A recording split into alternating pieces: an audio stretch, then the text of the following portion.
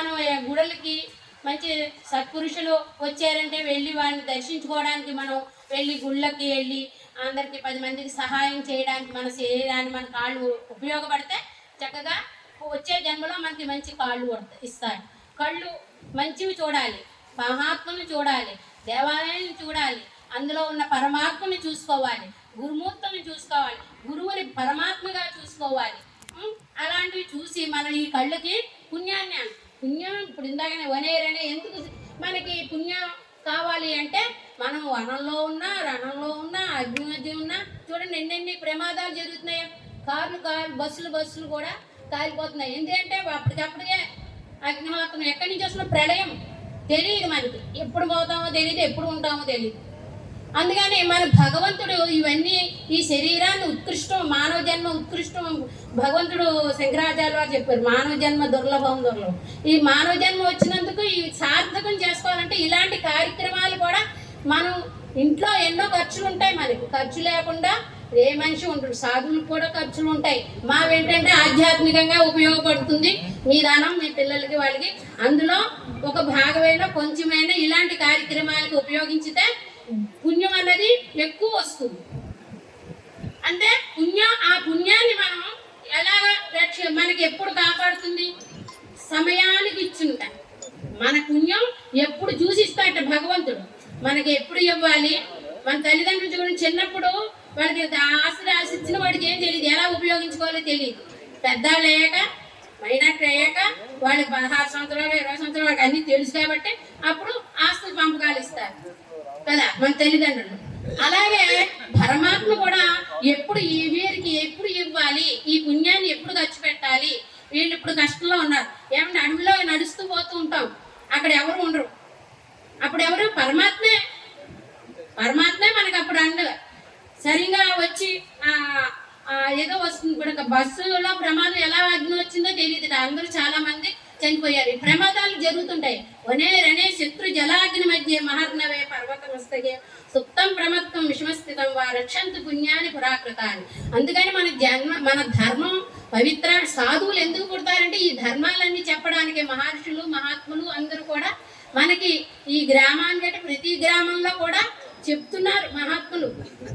ఎందుకంటే మనం అంతైనా మనం విని ఎప్పుడు రాజకీయంలో ఉన్నా ఎప్పుడు మన సంసారాల్లో ఉన్నా ఇది కూడా కొంచెం ఒక్కొక్క మాత్ర కింద మనకి జ్వరం వచ్చిందనుకోండి ఒక మాత్ర వేసుకుంటే తగ్గుతుంది.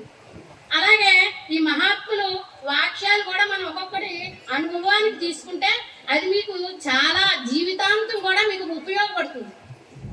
అంచేత మన ఇవి కూడా చూస్తుంటే ఈ రక్షంత పుణ్యాన్ని పురాకృతాన్ని మన పుణ్యం ఉందంటే మన కూడా వెంటి ఉంటుంది. మన నీడ ఎలా ఉంటుందో మనకి రక్షణ కూడా అలా కలిగిస్తూ ఉంటుంది. మనకి తెలియదు కదా ఇదేంటి ఏమైనా ప్రమాదం వస్తుందని మనకి తెలుస్తుందో తెలియదు. అయ్యో నేను ఇంతలో తప్పించుకున్నానండి అని అన్నారు ఒక ఆయన.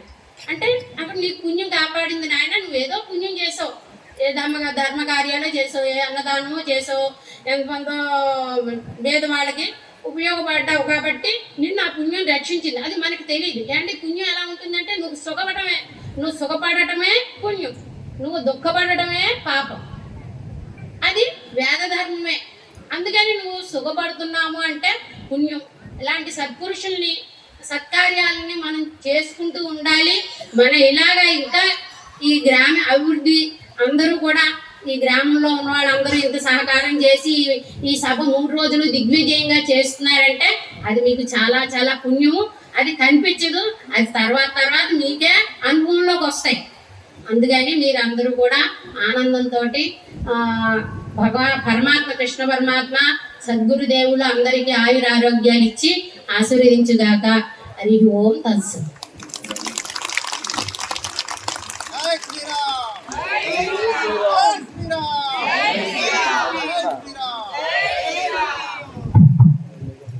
ఓం తత్సత్.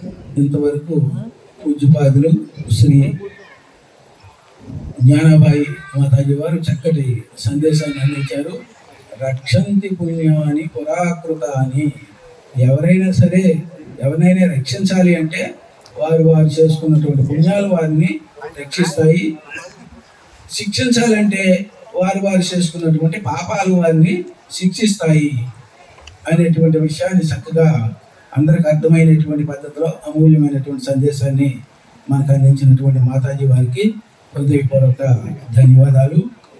అయితే పుణ్యస్య ఫలం ఇచ్చంతి పుణ్యము నేర్చంతి మానవాహ అని, పుణ్యస్య ఫలం ఇచ్చంతి, పుణ్యం యొక్క ఫలం ఏంటి? సుఖం. కాబట్టి ప్రతి వాడు సుఖంగా ఉండాలనుకుంటాడు, కానీ పుణ్యము నేర్చంతి, పుణ్యం మాత్రం చేయడు. పాపస్య ఫలమున ఇచ్చంతి, పాపం యొక్క ఫలం ఏంటి? దుఃఖము. ప్రతి వాడు కూడా నాకు దుఃఖం రాకూడదు, దుఃఖం ఎప్పుడు ఉండకూడదు, కష్టం ఎప్పుడు ఉండకూడదు అనుకుంటాడు. కానీ ప్రయత్నత పాపం కుర్వంతి, ప్రయత్నపూర్వకంగా పాపం చేస్తాడు. కాబట్టి ఏమొస్తుంది? దుఃఖమే వస్తుంది. ఎందుకు? వీడు చేసేదాన్ని బట్టి ఫలం వస్తుంది అనమాట. కాబట్టి మనకు సుఖం కావాలి, సంతోషంగా ఉండాలి అంటే పుణ్యకార్యాలు చేస్తూ ఉండాలి. దుఃఖంగా ఉండకూడదు, దుఃఖాలు రాకూడదు అంటే పాప కార్యాలు చేయకుండా ఉండాలి అని చక్కటి సారవంతమైనటువంటి సందేశాన్ని అందించినటువంటి మాతాజీ వారికి హృదయపూర్వక ధన్యవాదాలు.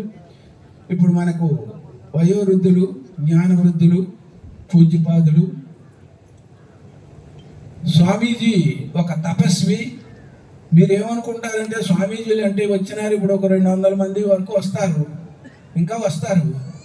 అయితే వీళ్ళు ఎక్కడెక్కడ ఉన్నారా అంటే మీ స్వామీజీలు ఎక్కడ దొరకరు.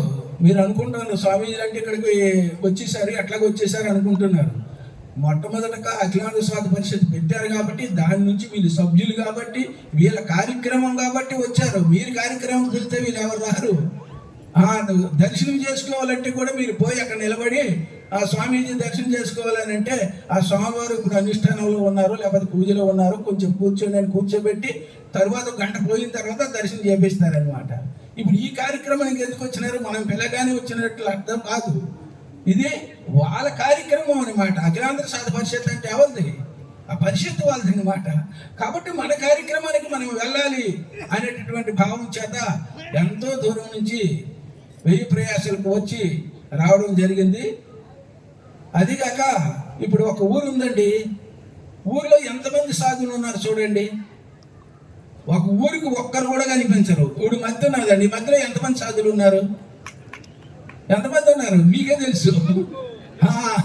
అట్లాగే ఒక ఊరికి కొన్ని ఊర్లో అసలు సాధ్యమే ఉండడు, ఉంటే ఒకరు ఇద్దరు ఉంటారు ఎక్కువ. అయితే అటువంటి ఇంతమంది వచ్చినారంటే ఎన్నో రాష్ట్రాల నుంచి వచ్చారు.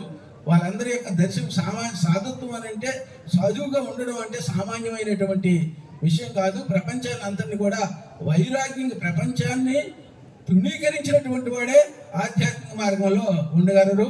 అందుకనే సాధునాం దర్శనం పుణ్యం స్పర్శనం పాపనాశనం అని వాళ్ళు దర్శిస్తే మనకు పుణ్యం వస్తుందని చెప్పడానికి కారణం ఇది. ఆ విధంగా స్వామివారు మంచి తపస్వి, వారికి ఒక సిద్ధి ఉంది. ఏమిటి సిద్ధి అని అంటే అందరికీ తెలిసిందే. ఎవరైనా ఏదైనా సరే వాళ్ళకి ఏదైనా అవ్వాల్సి ఉన్నా, లేకపోతే ఏదైనా కష్టం తొలగవలసి ఉన్నా వారు ఏం చేయరు, మంత్రాలు చేయరు, తంత్రాలు చేయరు, ఏం చేయరు. కానీ వారి దగ్గరకు వచ్చి నమస్కారం చేస్తే బొట్టు పెడతారు అంతే. బొట్టు పెడితే వాళ్ళ కార్యక్రమాలన్నీ కూడా దిగ్విజయం జరుగుతుంది. అదొక సిద్ధి అన్నమాట. మరి వాళ్ళు ఏం చెప్పరు వాళ్ళకి. అటువంటి సిద్ధ పురుషులు రావడం కూడా మన గ్రామస్తులు చేసుకున్నటువంటి పుణ్య విశేషము. అటువంటి స్వామీజీని దర్శించడము, వారి యొక్క సంభాషణ కూడా వినడం అనేది కూడా మనందరికీ ఎంతో పుణ్యప్రదమైనటువంటి విషయము. స్వామీజీ వారు వారి యొక్క అమూల్యమైనటువంటి ఆశీర్వాద సందేశాన్ని మనకు అందించవలసిందిగా ప్రార్థన.